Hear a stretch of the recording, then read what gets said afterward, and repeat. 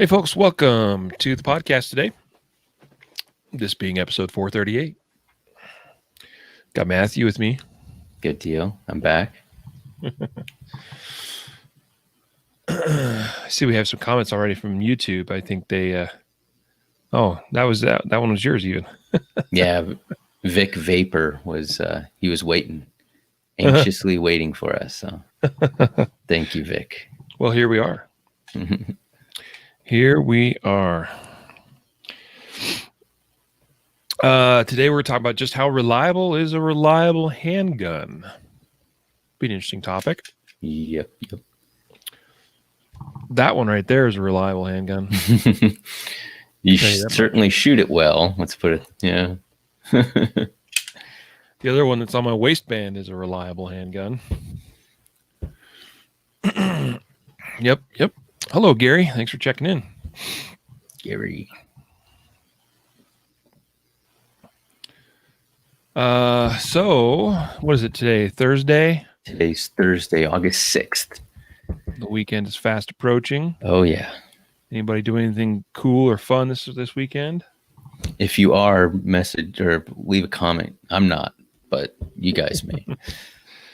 I'd like to go shoot a local match, but I don't know that I'm going to be able to make it work. I'll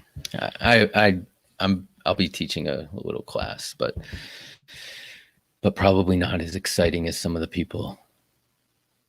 Let's see what they got going on. Yeah. Hello, Mark, Jim, Douglas. Thanks for joining. So we'll kick things off here in a moment. It'll be a good time.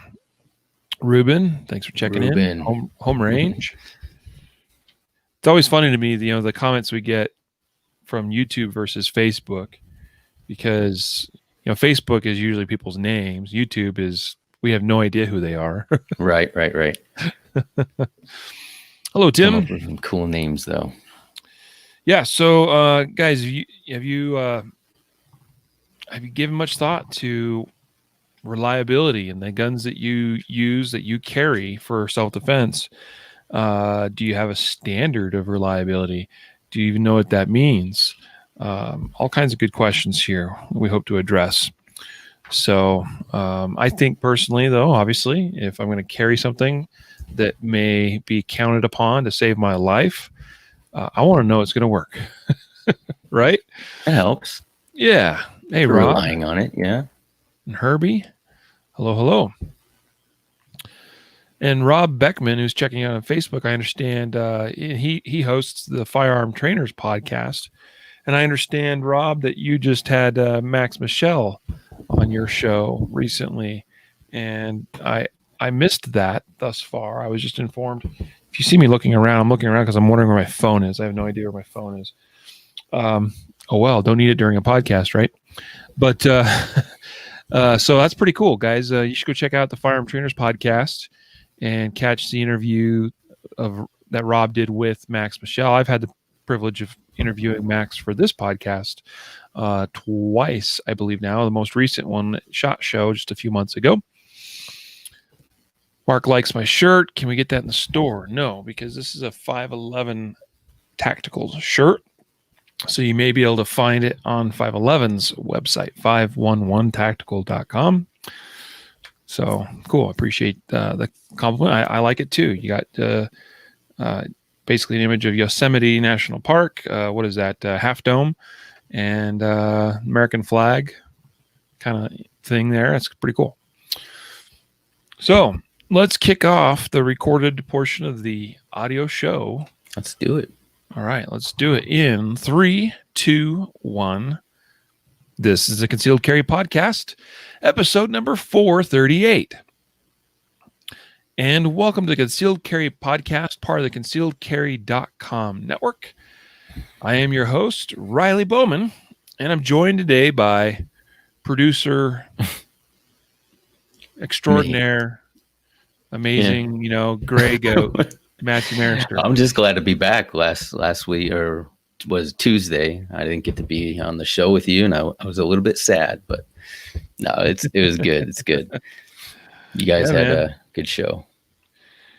Glad to have you with me today because we're going to talk about just how reliable is a reliable handgun. Yeah. What does that even mean, right? Yeah, there's lots of questions to ask about that. And, and I'll say this much. I mean, neither you or I are, I would say, consider experts in this regard, but I certainly have some thoughts about it. Sure. And I've arrived to a place of, a conclusion, if you will, of what is, I think, acceptable for me. So I'll share what some of those thoughts are, and I'm sure you'll have your own things to throw into the mix, Matthew, and it'll be a good episode. We're hoping. Keep our fingers crossed. Yeah. All right. So today's episode is brought to you by and sponsored by Pig Lube. Pig Lube is, it's the lube I use for all my firearms. I use it for my handguns. I use it for my rifles. I use it for my shotguns. And I'll tell you, it works. All right. And that's all I can say. I mean, there's all kinds of lubrication products out there, and by and large, most of them work. I've heard of some that sometimes gum up over time. I've heard of some that, cause issues with temperature when it gets really cold, or maybe even when it gets really hot. What I can tell you, living in a 4-season climate like I do here in Colorado and going to the range, both in cold and hot weather, Pig Lube has never let me down. It's worked very reliably. And, they tout how their formula has tungsten, like microscopic tungsten ball bearings essentially in there. And the idea there is that the tungsten micro beads fill in the imperfections in the surface of the gun, whether it's the slide running over the rails on the frame, whether it's the bolt carrier group in your AR going back and forth in the upper receiver. But I don't know whether that's true or not. I just know it works really good. All right. So pick up your own tube of Pig Lube at concealcarry.com/Pig Lube. Yeah. Easy peasy. Or get the whole kit, the little kit you can throw in your bag and it has everything in there. That's what I like, but that's me. Yep. Also, today's podcast is sponsored by, really ourselves, but that is the concealedcarry.com reactive targets we sell in our online store. We have a bunch of different options you can choose from. We've got bullseye kind of targets. We've got sight-in targets. We've got B27 center targets. We got little tiny bullseyes and things you can use. What's great about them, though, is that they're high vis. So when the bullet impacts, they kind of give you that little that fringe around the bullet opening or the hole, so that you can see from a distance a little bit better where your hits went. That's always nice. They're great for sight in. I love using them for whether it's sighting in a red dot on my pistol or the scope of my rifle. So anyway, great value, by the way, too, because we sell these. You can get them in a variety of quantities. And if you do the math compared to the other competitors out there that you typically see in a lot of your big box outdoor stores, these are incredibly cost effective. And, they've got our concealcarry.com brand on them. So we like that as well. So head on over to concealcarry.com/CC targets and pick up some of our reactive targets today. Well, let's get into today's topic. Again, we're talking about just how reliable is a reliable handgun. Mm-hmm. So I think an appropriate place to begin, Matthew, is, what is reliability? If you were to define reliability, what would you describe that as? Well, I'm glad you asked. And you didn't know this, but right before the podcast, I decided probably would be good to look up the actual definition, right? Like the actual definition of the word reliable. So there's a couple different definitions, but it says suitable or fit to be relied on, dependable, giving the same results on successive trials. Now, given the same results on successive trials, it's more, they put it as the medical definition of reliable. So I think that's probably where we stand more than a reliable or dependable kind of person, right? Like you can depend on this person to, pick you up when they need to, or come through when they say that, but more like a reliable, something that's objectively, kind of a standard, something that, would be applicable to the medical field, right? Like you would need to have something that is reliable when they use it in medicine. So I think that's probably where we'd start. Right on, right on. I'm glad you looked up the definition, and that's a good explanation, and I think definitely applies to a lot of different things, different fields, different industries, different products. I was just thinking, for me personally, and here I'm going to hold up my P320 X5, my competition pistol, which, granted, this isn't used for a life or death situation, but I want to compete and do well, so I want this thing to be reliable as well. That's what it comes down to. I want to know that the thing I count on works when I need it to. That's it, right?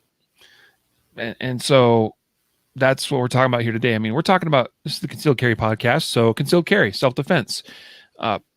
You don't want to be in a position where you draw your gun to use in defense of yourself or your family or whatever, and when you're expecting it to go bang and it doesn't go bang, or maybe you get one bang, but you don't get a second one and you need a second one, right? Or you might get 3 or 4 bangs off, but then you need a 5th or 6th one and it doesn't, and you get no more, right? That would be not reliability. That'd be a problem, right? We can look to the story we shared a few episodes ago, one of our Justified Save stories, the BJ Baldwin shooting in Las Vegas, right? He had to fire 10 shots to take care of the threat in that situation. Well, 10 shots is a fair number. And my understanding, based on and this was the report from the DA's office on that case, all 10 shots hit. So all 10 shots were needed. Now, we can't speak to where they hit, right? Obviously, there's effective shots and less effective shots on the human body. But he needed 10 shots to get the job done. And by all accounts, they were good shots. And, the final shot being a headshot. And it ended the threat right then and there. So you want to know, you want to have absolute certainty and trust and belief in the weapon system that you are carrying with you, that it's going to go bang all the times you need it to go bang. So you are not in a situation where, oh, well, snap, my gun's not going bang anymore, but I still have an attacker. Mm-hmm. Right? That's a problem. So how do we know if our handgun of choice, our concealed carry gun, that's primarily what most of us are going to rely on and find ourselves with? It's different than, well, potentially it's different, right? For many of you listening, your carry gun, your EDC gun, is probably not a duty pistol like what a police officer is carrying every day. A Glock 17, for instance, right? Maybe a Glock 22. Or P320, full size, that sort of thing, right? Smith & Wesson, right? They're all very popular law enforcement issued pistols these days. Yours may very well be different than that. Now, mine's very similar. Okay, right now, if you want to know, I'm carrying a P320 X compact carry. That's my term for it, right? The hybrid. I've got the longer barrel installed on a X compact grip module. But it's a 15-round gun. And I shoot it just about as well, not quite, but just about as good as I do this big full-size thing I use in competition. Okay, so, but again, I might be the anomaly compared to some of you. Because some of you might be carrying, a shield, or I saw somebody commented earlier, an XDS. You said my reliable gun is a Springfield XDS. By the way, in today's episode, our intent is not to necessarily single out any one particular gun or manufacturer and say like this or that is reliable or not. It's more about what should go into your own personal evaluation, I would say, of making sure the equipment you rely upon is going to get the job done when you need it the most. Yeah, and I think that's important. We kind of began with the focus of reliable handguns, but like you said, it goes beyond the handgun, right? It's the gear that you're using, whether it's the holster you're using, if you have an optic on your gun, or the type of ammunition you use, or if you use aftermarket products. All that stuff goes into the eventual reliability, I think, of the firearm, right? Like there's inherent reliability, like mechanically, is this gun reliable, right? Like in general, do they make reliable guns? And then is yours specifically reliable, right? And then with all the aftermarket stuff that you do to it and the way you train with it, is that reliable? And I think there's, it's several different layers. And sometimes we only think of, well, I have a Glock, so it's reliable. Well, if you stick a bunch of aftermarket parts into it, you have a, substandard holster, and you throw rounds in there, self-defense rounds that maybe they don't feed well.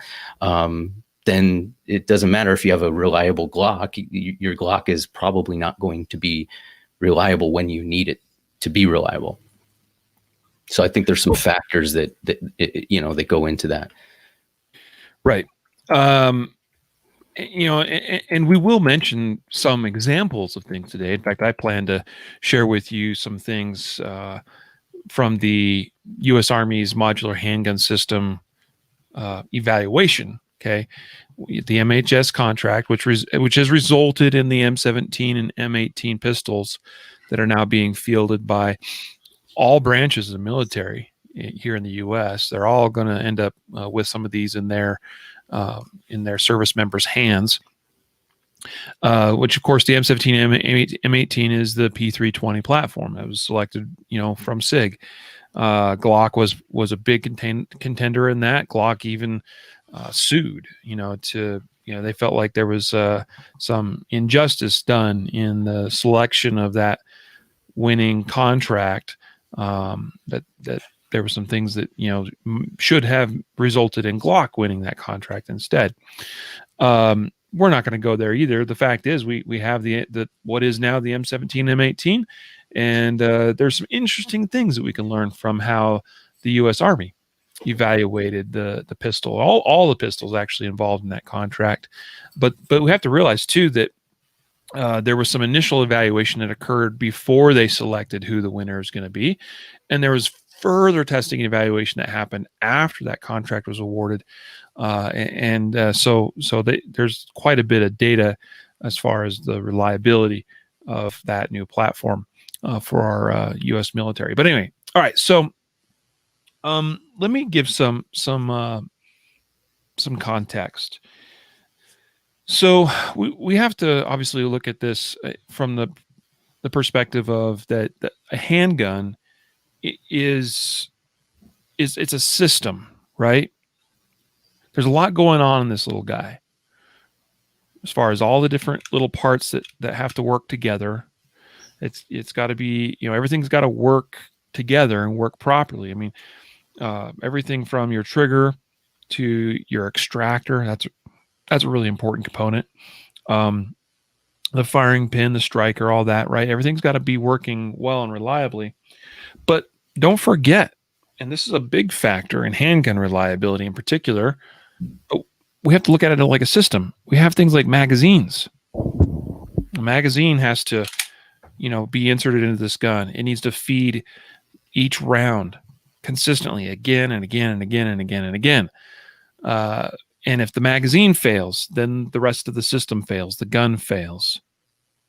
I'll just give you a quick idea, by the way. I have this magazine out, by the way, because I was recently checking my magazines, and I discovered that this magazine, it's time to replace its springs. And the way I know that is it does still lock back, but I like to put my magazines in.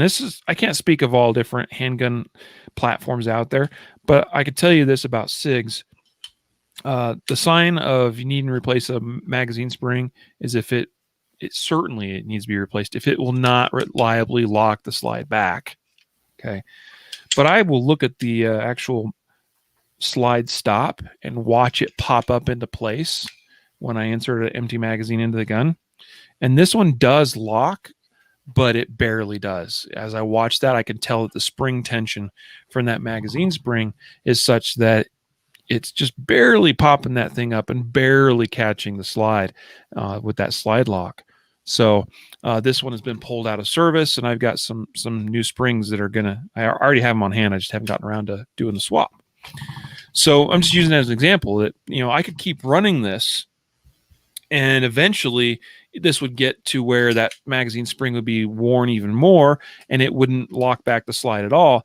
And I'm not even as concerned about that as I am that eventually a weaker recoil spring is going to result in things not feeding correctly because we don't have a good recoil or not a recoil magazine spring, right? So there's that, right? Then we also have to look at the ammunition we fire in the gun. The ammunition can make a difference. And we could say, well, hey, if my particular gun will feed this ammunition, but not that ammunition, you could say that's a weakness of the gun, I suppose, because there are guns that are not picky about ammo really at all, and there are some guns that are really super picky about ammo. And now hopefully you can be aware of that, and you can find the ammo that works 100% of the time, and that's fine. I don't care if the gun is super picky and it'll only run 2 bullets from one particular manufacturer. Well, if that's all you shoot, then okay, no worries. But we're in a ammunition shortage right now, and maybe you can't get that particular ammunition. So again, there's all these things, all these factors that is worth talking about and considering the reliability of our guns. It's a system, and everything has to work, and we can't overlook the fact that we need all the individual components in the handgun to work properly. We need the magazine to be functioning properly. We need a good selection of ammunition. And ideally, I feel like we want a gun that isn't very picky, because especially now, I have to buy whatever I can get my hands on at this point. Right. So all that's a system. It's all got to work together. And if one component stops working or doesn't work well with the others, then we need to make changes. Yeah, and I think here's the truth of it, is that the gun is reliable until it's not reliable. I mean, I don't think anybody buys a gun and says, I'm buying this because it's an unreliable handgun. So inherently, we want the gun that we're carrying to be reliable. So we have already kind of a bias that, okay, this is going to be reliable because I've already invested money in it. So we put money in it, we shoot it. And for example, people, and even somebody in the comments section said, is the P365 reliable? And I think this comes from almost every new kind of designed gun. It started with, every kind of new, a smaller gun version of a full-size gun goes through some trials where, I don't want to say they're beta testing it on their customers, but there's things that get worked out, right, over time. And so, for example, I know there was an issue with the P365, the Striker, right? There was a big hoopla or hullabaloo about the Striker not failing, right, on the 365. I had probably, I don't know, I know you shot, you had 2 of them. I had probably 10 or 15,000 rounds through a 365, didn't have any problems. So mine was reliable until it wasn't, when I was dry firing and I squeezed the trigger and I hear a little tink and I knew something was wrong. I took the gun apart and I could, in the Striker, the end of the Striker had broken off. So was that an unreliable gun? I mean, I guess it was reliable until it wasn't. I replaced the Striker with a upgraded Striker that, SIG Group, knew of the fault. And now, is this a reliable gun? That would be a question that somebody would ask me, like, do you have real, confidence in that gun? And I would say, I do. I mean, so you know what I'm saying? We have to look at it as, like you said, it's a system. What are the variables that we're putting into it? We have to know that not every P365 is going to function exactly the same as the other P365s out there, right? Like, you might have a lemon of a gun. You just might. Or you might have an anomaly. Let's say you have like an old Taurus G, whatever it was, the first edition that had, many problems, and yours runs flawlessly. Like, I have a Taurus, I've never had a problem. It's fed every type of ammunition. Well, I mean, have you really stressed your gear? How many rounds have you put through it? What different types of ammunition and things? And maybe you've been lucky, but the if you look at it as a whole, certain guns don't have a track record of being reliable, and you might have the anomaly. So I think it's more complex than just saying I have X gun, so it must be a reliable gun. Or I heard something on the internet that there was a problem with the striker on this gun, so I'll never own that gun ever. I think we have to dive into it a little bit more deeply. Right. Agreed. And with these kinds of things, we have to be careful because, all right, so let's say I have a gun, a particular gun, doesn't matter what model, and I get 300 rounds into shooting that gun, and there's some kind of failure with that gun, right? Okay. Well, that I might be inclined to then tell people, look, I had this problem. Like, that's not cool. So you probably want to avoid that gun. You don't want to buy that gun. At the same time, what if I am the only one out of 100,000 of these things that were made to have that problem? It's a sample size of one. And guess what? Things happen. Crap happens. People like to often talk about Glock and how reliable it is. I mean, we even have Sean here saying that, his Glock is, it eats anything. And true. Glock has a history, a reputation of reliability, and that's amalgamated from thousands and thousands of users and hundreds of thousands of Glocks, and that probably 98, 99% of them have worked completely flawlessly. But on the same token, when they first released the Glock 42, there were some reliability issues. Mm-hmm. They made some tweaks, I think it was to the recoil spring assembly. There was some slight issues. There was a few, not quite to the extent of the Glock 42, but there were some issues with the Glock 43. There were some issues with the Smith & Wesson M&P Shield in the early days. They have the new M&P Shield 380 EZ that has had, I think, 2 recalls or whatever, whatever you want to call them. And so we have to recognize that virtually all of the major manufacturers, including those with a good track record, still have had some, I don't know if I would say lemons. Lemons is a bit too strong of a word probably, but just sometimes some growing pains usually with new platforms, new guns, new designs. Mm-hmm. That's the way it goes, right? That's just a part of life. And people will say, well, why do they release it to the public before it's been totally tested and vetted? Well, it's all about sample size, right? They might have 20 test guns, and they might put 200,000 rounds through those 20 test guns, and they may still not find an issue. And looking at the materials, the metallurgy, the engineering that's gone into that design, and then combining that with their own testing they've done in-house, they may go, we have a reasonable certainty.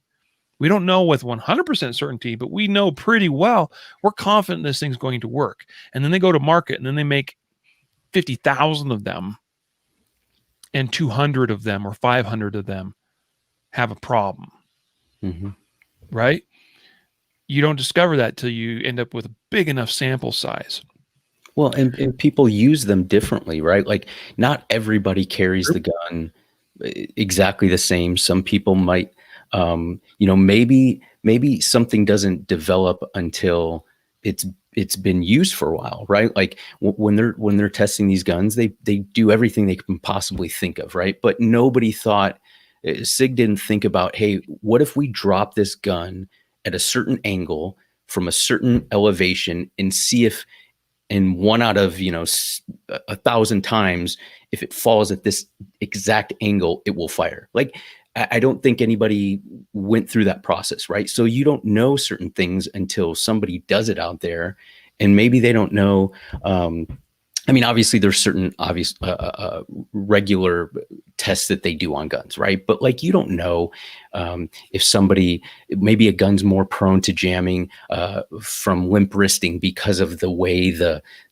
ratio of the springs are, right? So you try to anticipate that as a gun developer, designer, engineer, but you really don't know until people start using it and say, yeah, this is more often than not, we're finding people that have this issue, and then they tweak it, they figure something out. But I think that's also, a part of it. You just don't know how people are actually going to use the gun sometimes.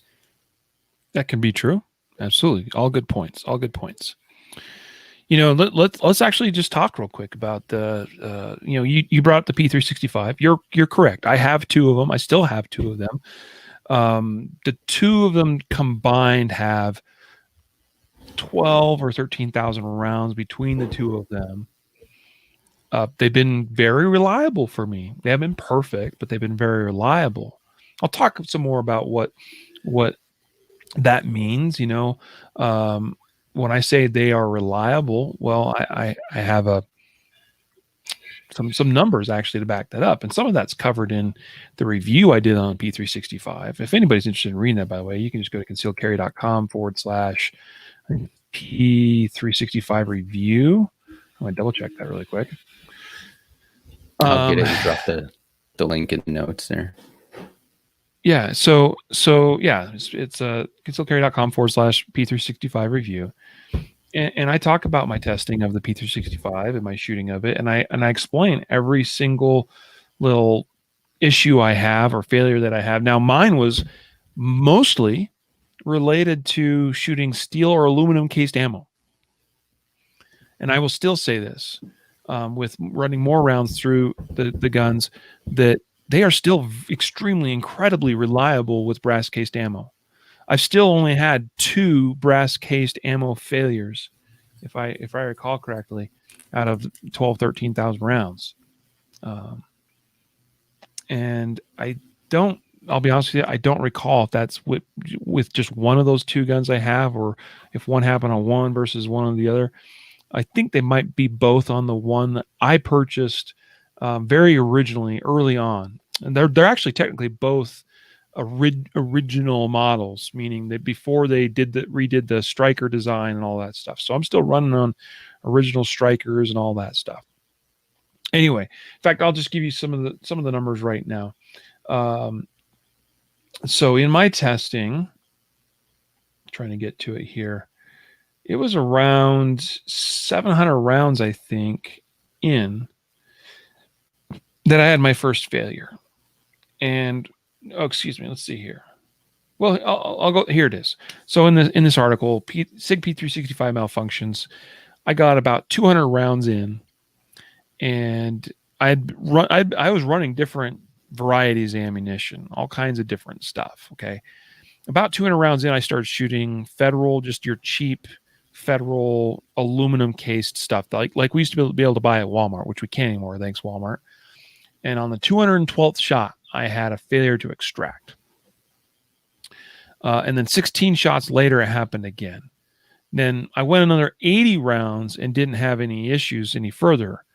But later on, going back to aluminum cased ammo, I still had a few issues here and there. It was something, and by the way, that might not be true of all aluminum cased. The only aluminum cased I shot through the guns was the Federal 115 grain stuff. Okay, some other, like Blazer brass might not, their aluminum stuff, maybe that would have ran fine. I don't know. But I know from shooting 2 different types of steel cased ammo that the guns didn't like the steel case either. So I came to the conclusion that at least my P365s didn't like aluminum and steel cases. But when I shot brass, no problem. Now, around 700 rounds, I did have one failure with a nickel-plated brass case. But I was shooting Winchester Ranger T plus P ammo. Plus P, right? Okay, so maybe I'm not going to run plus P ammo on my gun. And that's generally true. I don't usually run plus P ammo. I don't carry plus P, especially in the P365.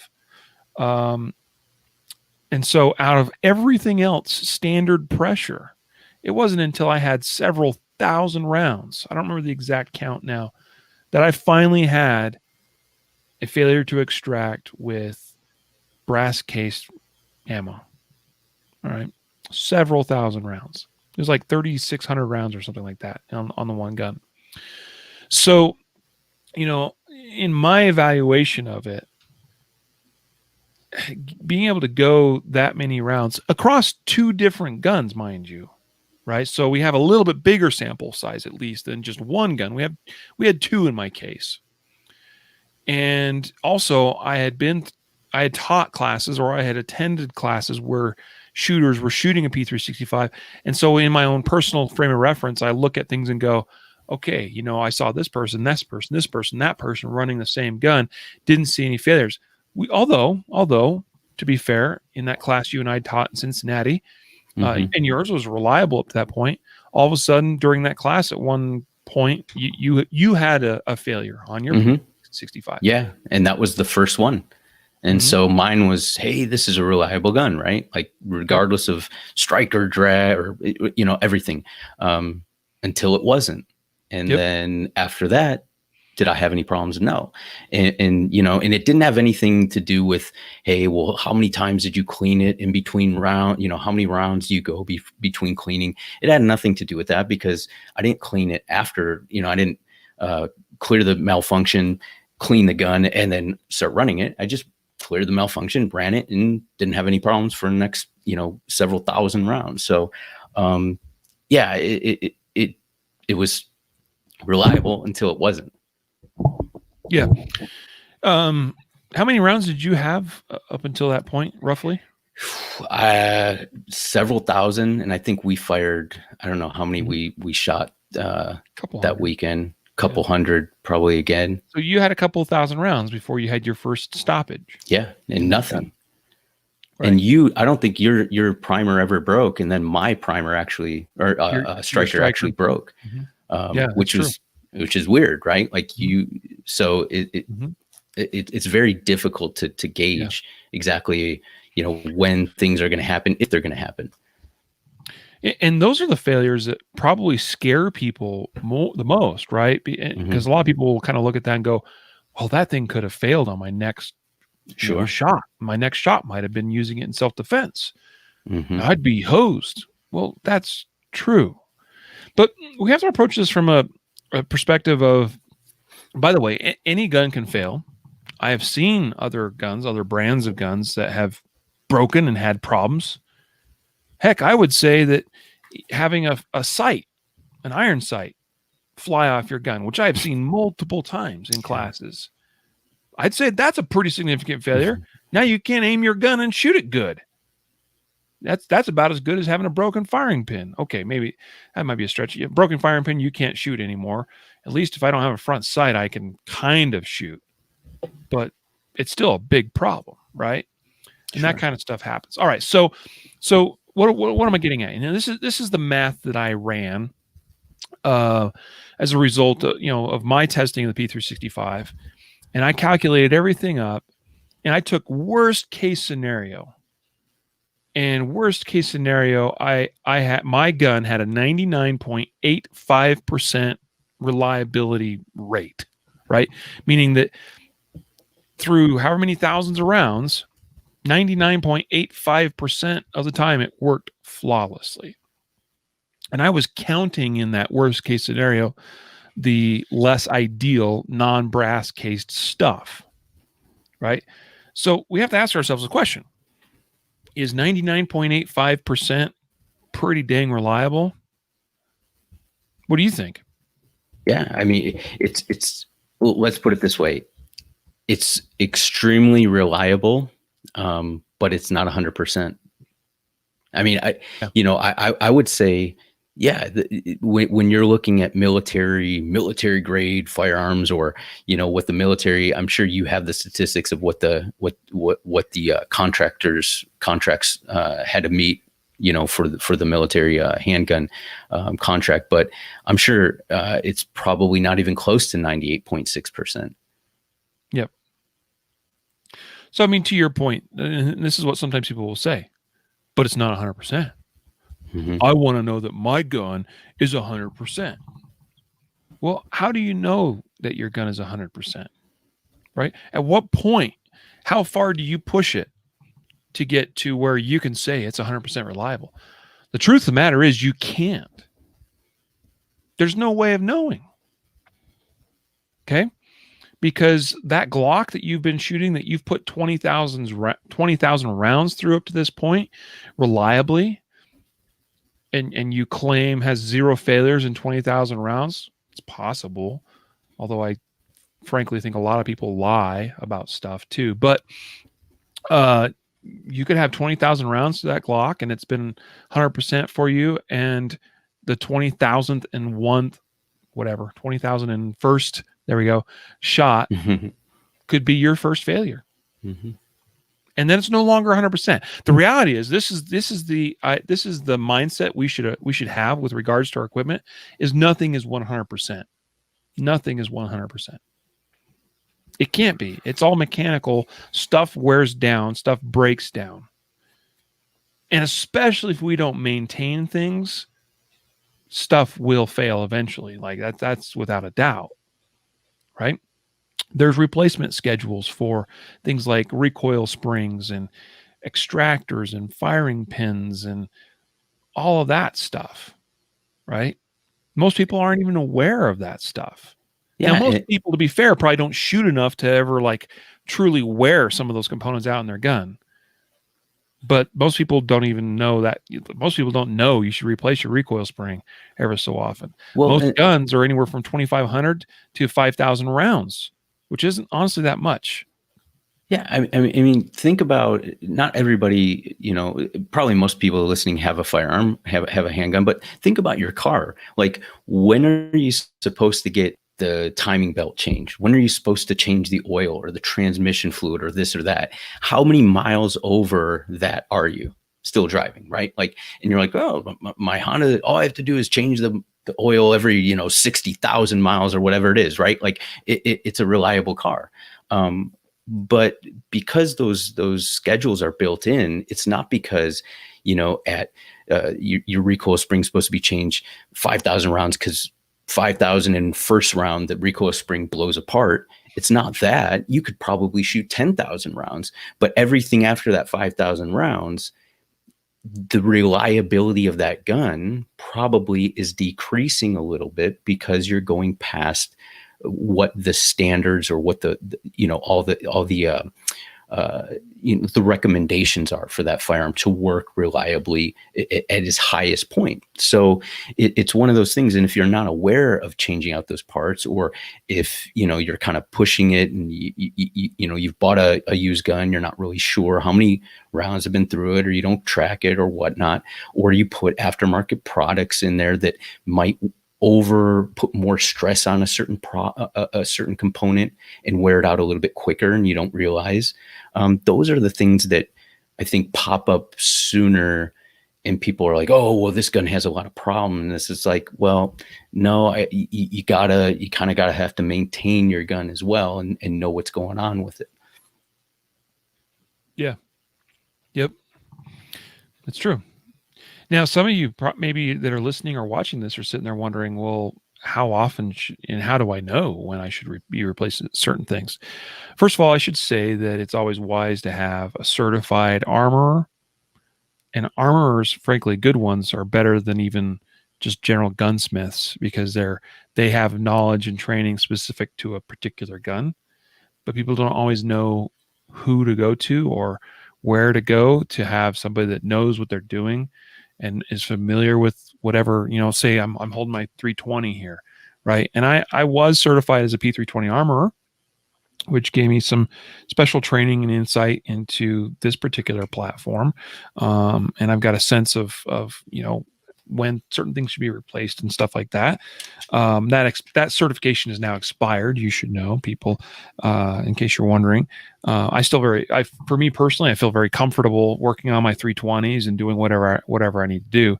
But a while back, I put some thought into this, And after looking at, because I was certified as an armorer on multiple platforms, including Glocks and 320s and stuff, and kind of reviewing a bunch of different guns, maintenance schedules and stuff like that, I came up with kind of a rough idea, kind of what I would say a rule of thumb is, and it's intended to be actually more aggressive, right, than what you probably need to be.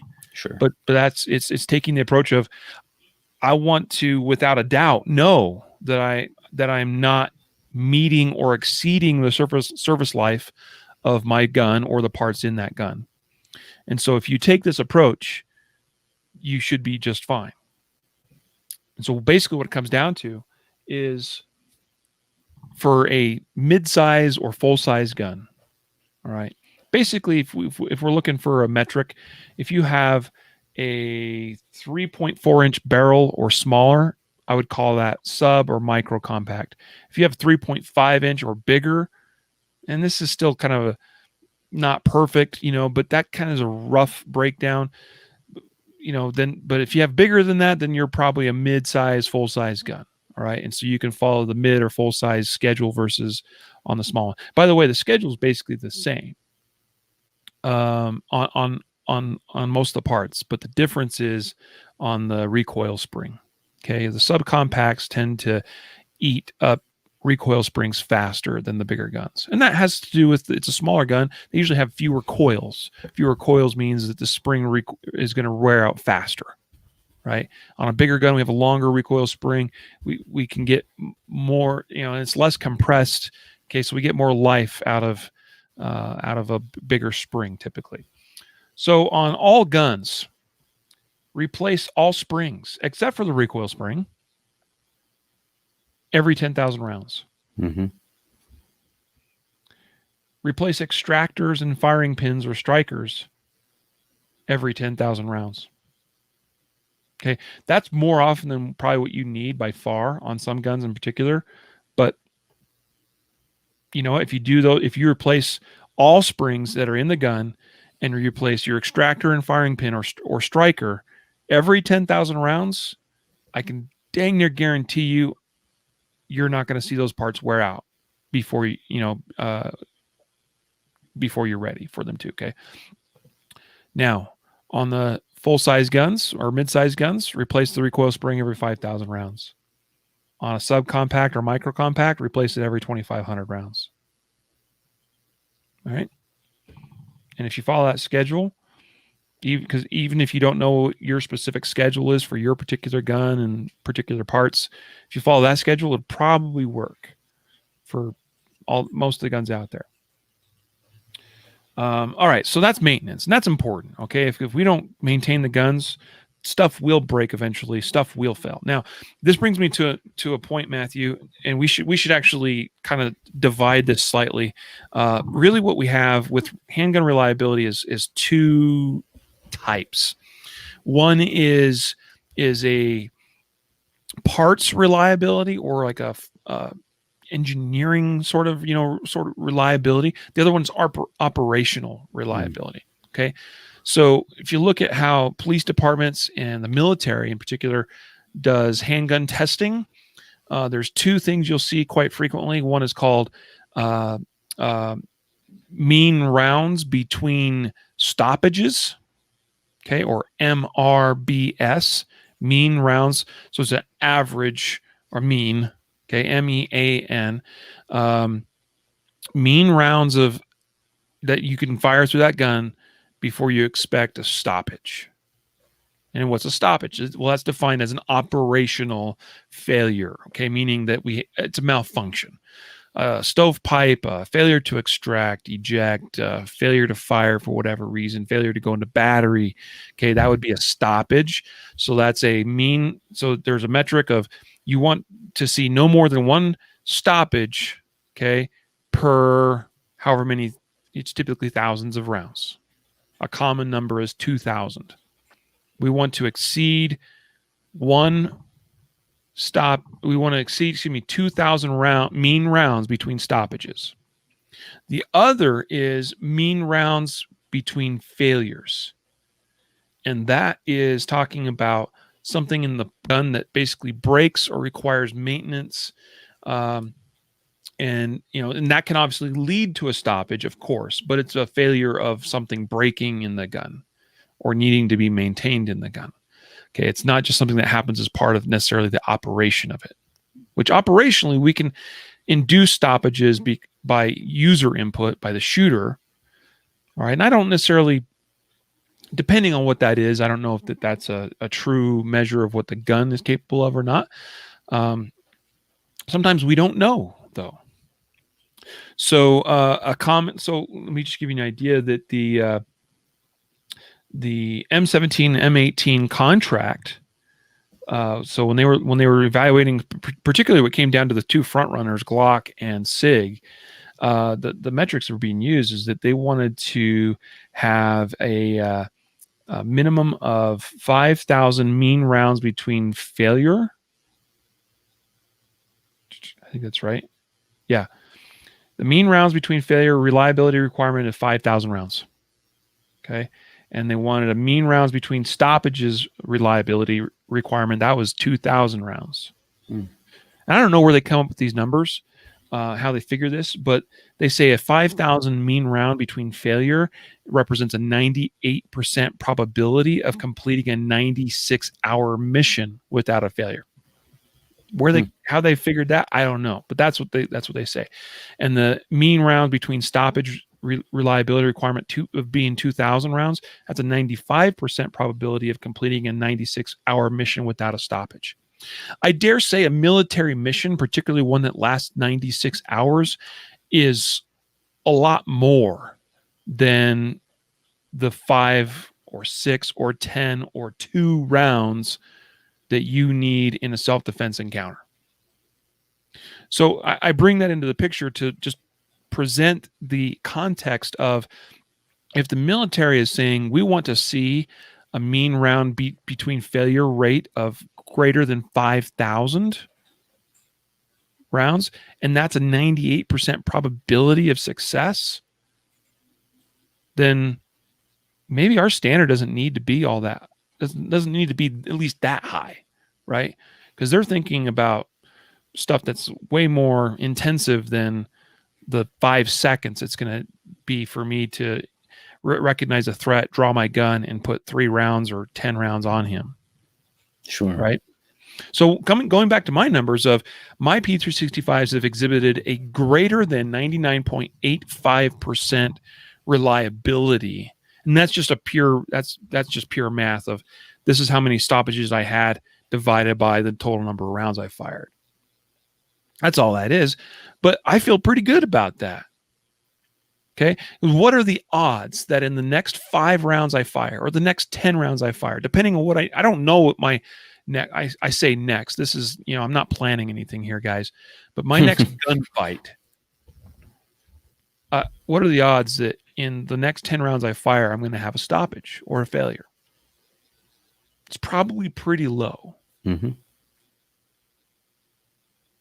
So now something else interesting, when I think it was the Army. I think it was the Army. Maybe it was the Marines. Just says it was the Modular Handgun System Material Reliability Test. I believe this is being conducted by the U.S. Army. They tested the M18, and they took 3 M18 pistols, and they fired through each of them 12,000 rounds, and all 3 had 0 stoppages or failures through 12,000 rounds. That's impressive. Yeah, that's impressive. I will add to that my own experience with the P320 platform. I have multiple P320s. I have put many thousands, tens of thousands of rounds through them. And my P320s have been the most reliable handgun that I have ever owned. By far. I've had stoppages with my Glocks. I don't think I've had a single malfunction with my P320s through tens of thousands of rounds. Just competition shooting, I've got thousands of rounds. Now, I did have a stoppage last weekend in my shooting competition, but that was induced by me. I was shooting through a very low, small port, and I just barely nicked my optic, and it caused a malfunction. I'm not counting that, right? Just in shooting the gun, though, my P320s have been boringly reliable. Well, here's one little thing that I would throw into the mix, and because we all have our anecdotal, well, my gun is reliable, and I know you have a problem with yours, but mine is good. But here's and you kind of mentioned about I was shooting through a porthole and I caught my optic and things. Everybody has different size hands. They grip the gun differently. And I know there's a lot of shooters, especially with high grips, that sometimes will ride a slide stop, right? Mm-hmm. Like, so the slide doesn't lock back on them. You switch them to a different gun, doesn't happen because the slide stop's a little bit different place. Or due to their grip, they're squeezing the magazine release, right? So sometimes in between rounds, that slot that magazine becomes just ever so slightly dislodged, and they get a stoppage, and then they can't figure it out. So I think you can throw this into reliability.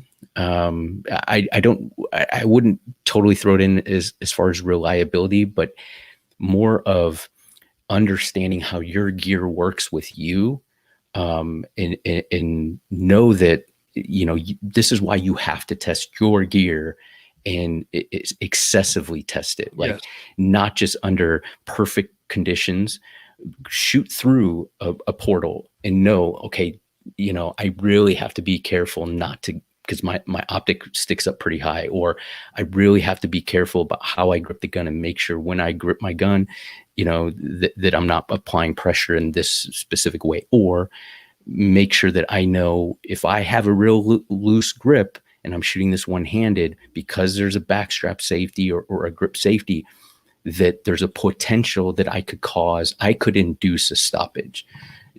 So, mm-hmm. And so these are those things that, like, I think come about when you start really stress testing your gear and putting it through paces with your gear, with your hands, and in your weather conditions, cold weather, hot weather. You talked about it earlier with the lubricant, right? Some people, if you put a substandard lubricant in your gun, it starts gumming it up.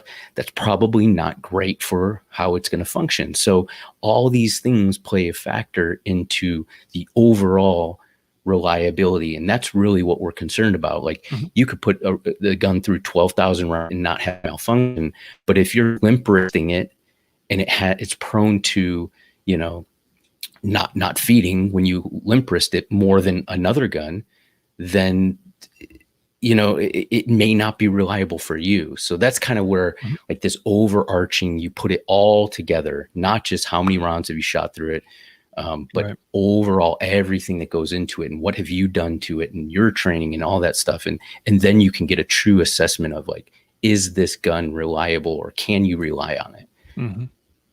Yeah. Well, and as Bobby is noting here on Facebook, he says, rule of thumb and philosophy: if it can malfunction, it will. Talk about Murphy's Law. And actually, that's something that Dave Spalding is he commonly says, that Murphy always gets a vote. Murphy always gets a vote in your whatever situation, in your gunfight. Murphy gets a vote. Stuff that you never imagined happening may very well happen, right? And that's so true. It is. It's a fact of life. It just is. Murphy gets a vote. So that's important to recognize. And I think we can get into a whole other discussion about pressure testing or stress testing our gear and equipment in another episode, Matthew. But I do want to ask you, I mean, like, to your point, this is what we've been building up to for this whole episode, is how do you know, or what are some of the things you can do to have a reasonable level of confidence that the gun you will rely upon to save your life is going to work for you in that incident? Yeah. So Matthew, what do you think? I mean, so I'm gonna pitch this to you in the form of, tomorrow you go and you buy, or today, because today is happier. That'll make me happier to get a new gun today. Today you walk down to the gun store after we're done with this episode, and you buy a brand new, I'm going to say it's a brand new Glock 19 Gen 5, which is a gun that's already known for reliability, right? Mm-hmm. But let's assume let's assume we can't assume that just because we buy a brand new Glock that we don't have to test it. Like, so what would you do with this brand new Glock to get to a place where you would be confident carrying?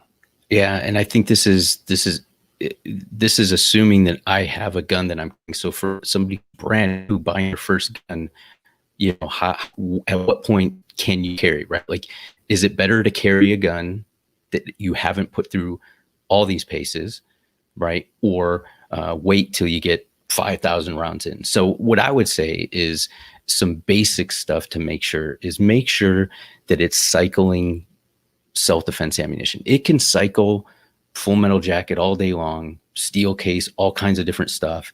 And you could put the first round of self-defense ammunition and it shuts it down, right? So yes, reliability with full metal jacket target ammunition. Yes, of course. Make sure that, you know, that you're not having major malfunctions, right? Just basic feeding, chambering, extracting, ejecting type stuff. And then make sure that your self-defense ammunition feeds through it. Not just 1 or 2 rounds. I know it's expensive, but run a couple magazines through and make sure that you're running them different magazines as well, because you could get a bum magazine, right? Like maybe there's something wrong with that magazine spring, or the follower just isn't right. It's a piece of plastic, right? What if it has just a little burr on it and it just doesn't feed right? So make sure that you're running different magazines at different fill capacity, right? Like a magazine that's totally full, maybe a magazine with 2 rounds, different things like that. So you're testing it on different conditions. I would test it out shooting it one hand, shooting two-handed, get a good grip, get a poor grip.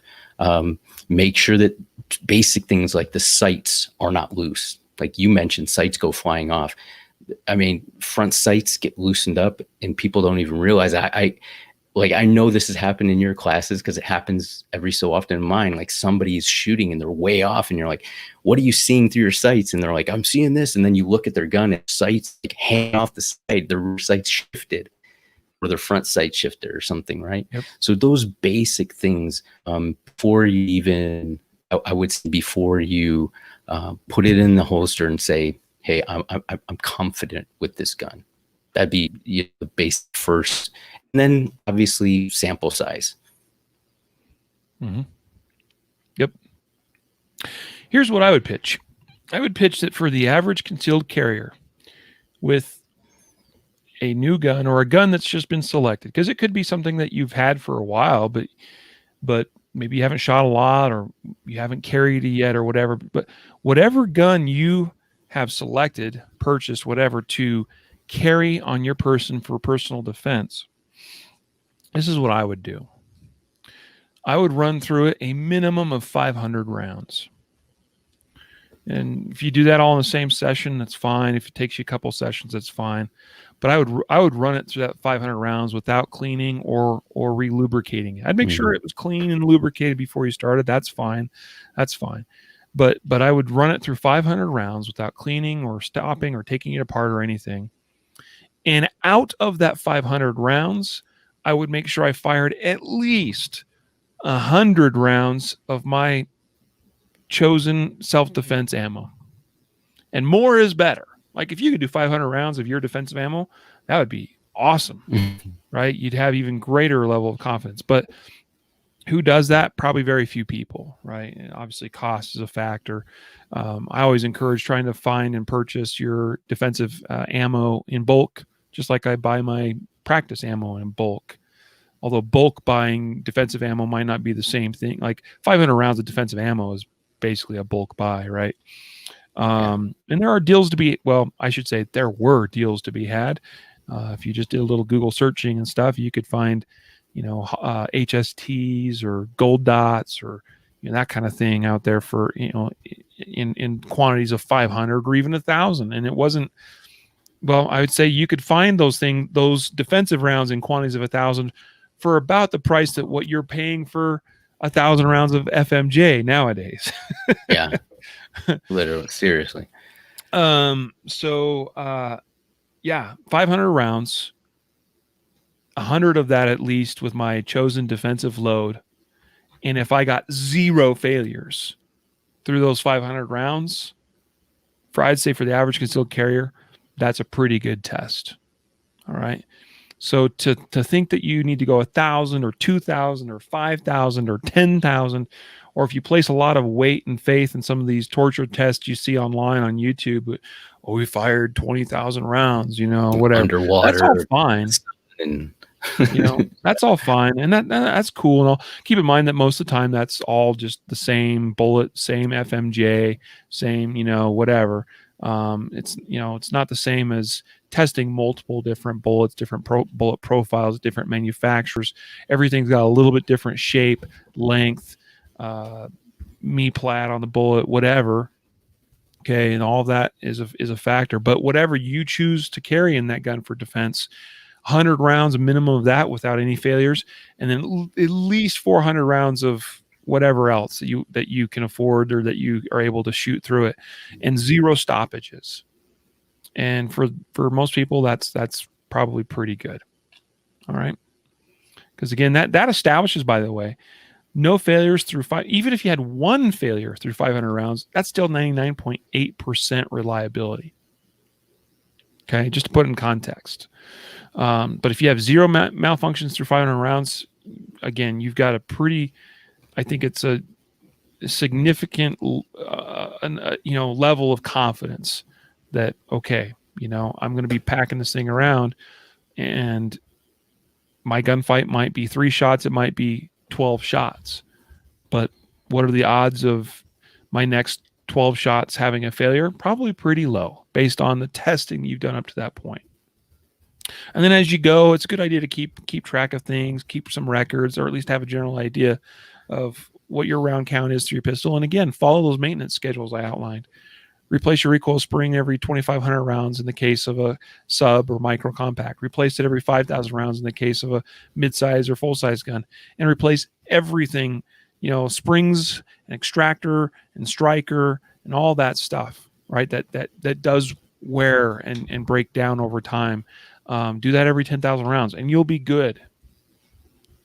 So now I do want to address really quick. I know we're actually a little bit over time, but Matt was asking about brass versus aluminum versus steel casing.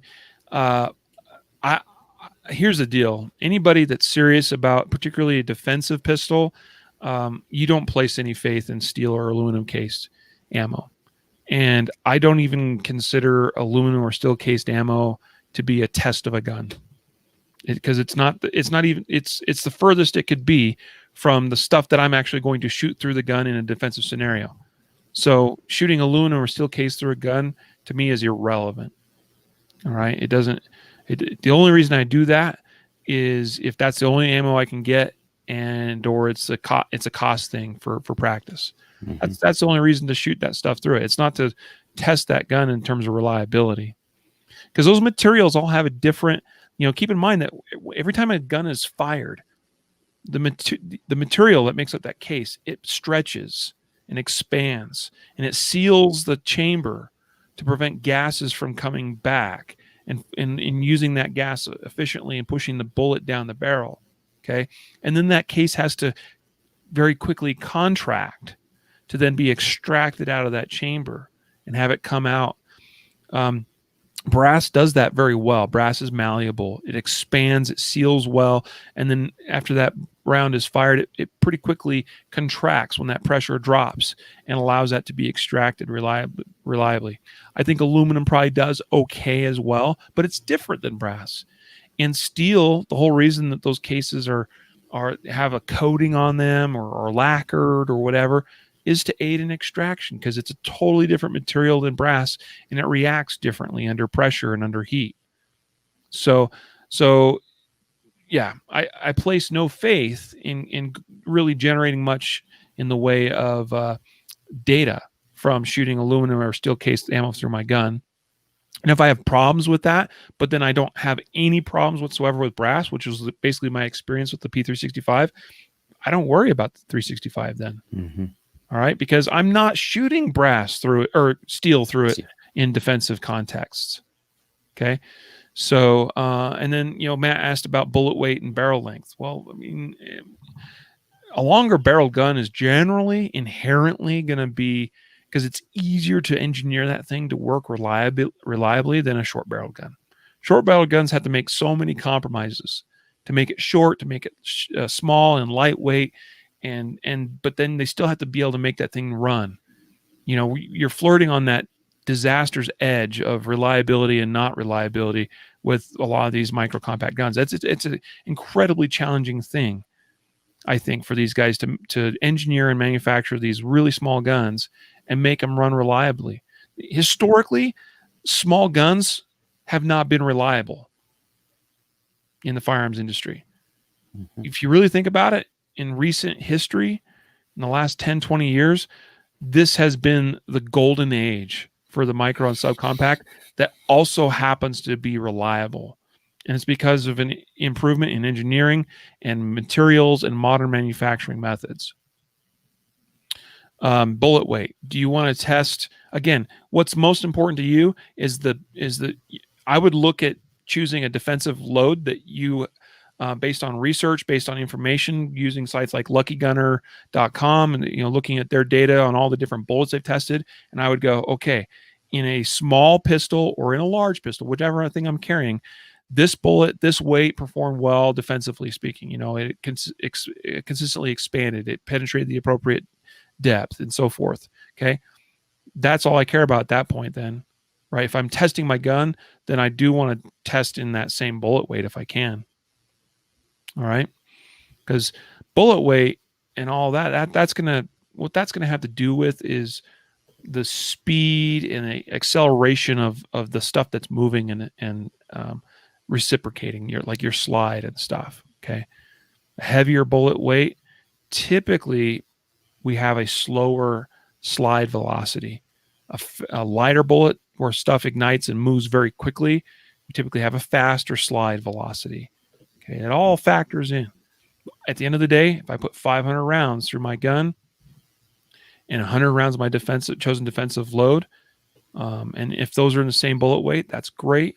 Then I'd have reasonable confidence that my gun will do what it needs to do in a short, relatively low round count self-defense shooting.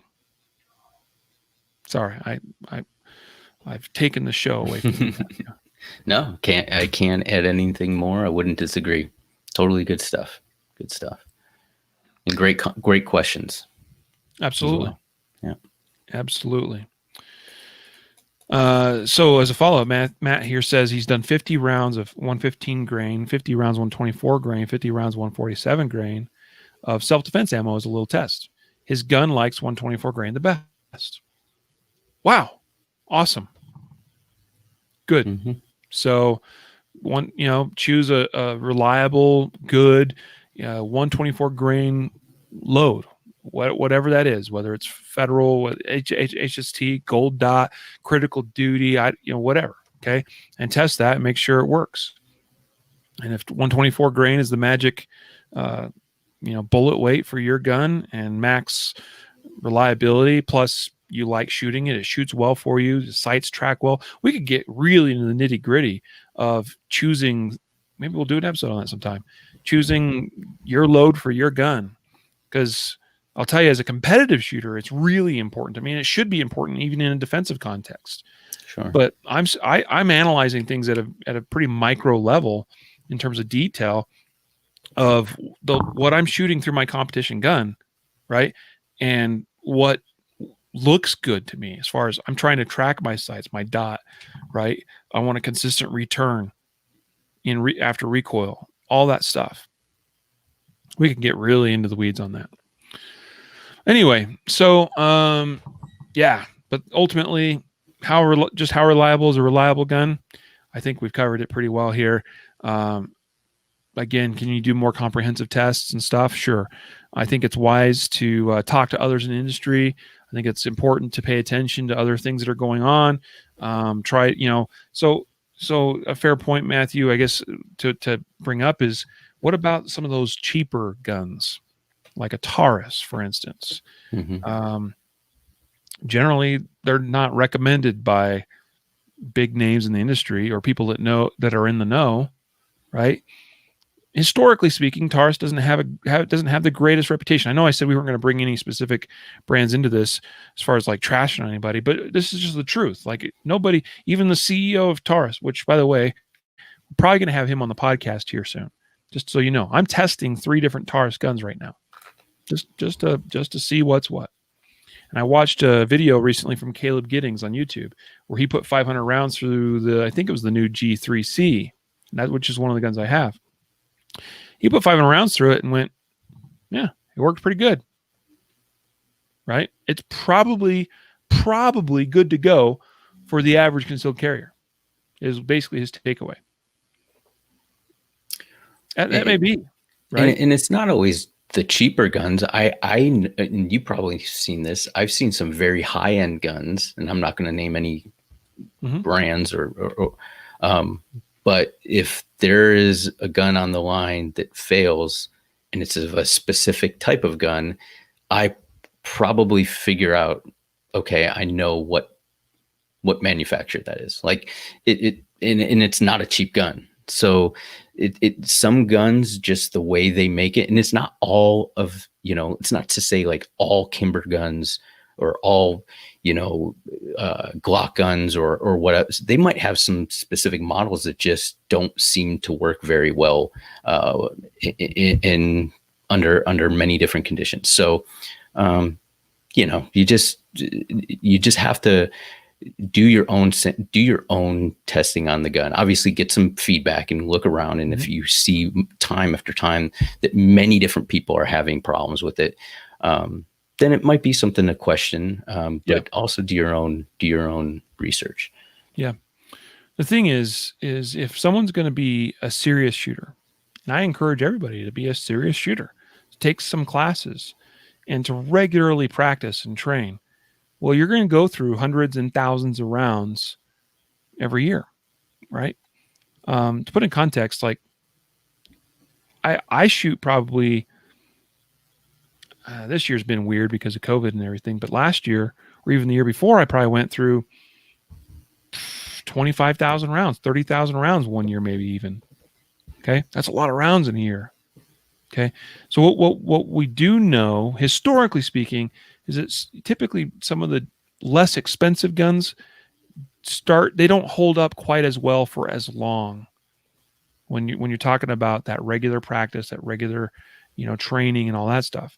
And that's where, if you're choosing that, whatever, put X name of cheap gun in the sentence here. If you're choosing that gun for your carry gun, all right, that's fine if it's really not going to get shot much. But if you're not shooting much, then what are you doing, right? Like, you should be practicing, you should be training, you should be trying to advance and improve your skill. It's a serious thing to carry a gun. Well, then once you start actually practicing and training a bunch, well, that's where I might have a little bit of reservation about that X cheap gun, that I'm carrying, because I don't know that I have the confidence in it like I would with a Glock or Smith & Wesson or a SIG, knowing that through 5,000, 10,000, 20,000 rounds with appropriate maintenance along the way, that they're still going to continue holding up and performing very reliably in the long term. So we have to put things in context for sure. For sure.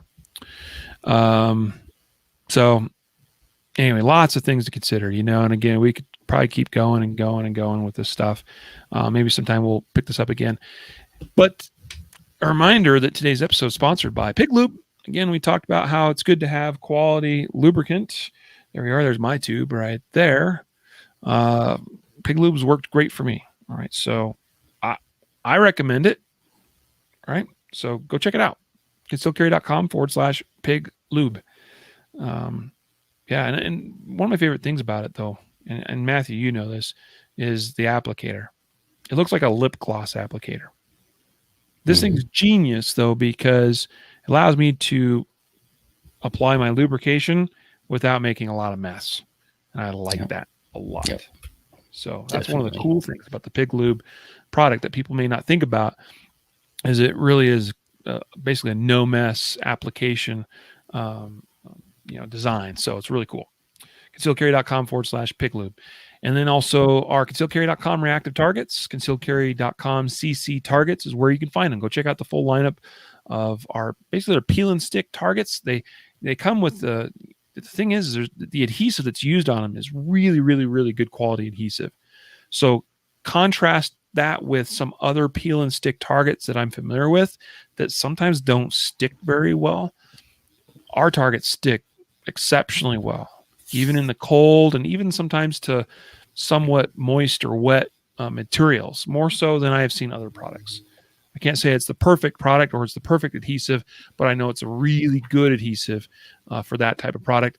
And we're really proud of the ConcealedCarry.com reactive targets. Again, ConcealedCarry.com/CC targets. So we're going to sign on out of here, let you all go. Have a great day, a great weekend. We'll be back here next week. Matthew, good luck teaching your class. Thank you, sir. Thank you.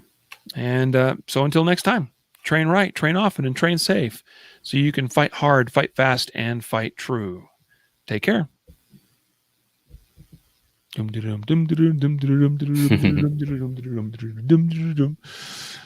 Cool. Thanks, guys, on Facebook and YouTube for checking in, for watching, for your comments, for your questions. All good stuff. You guys are awesome. So without you, it would be pointless to do this. And thank you.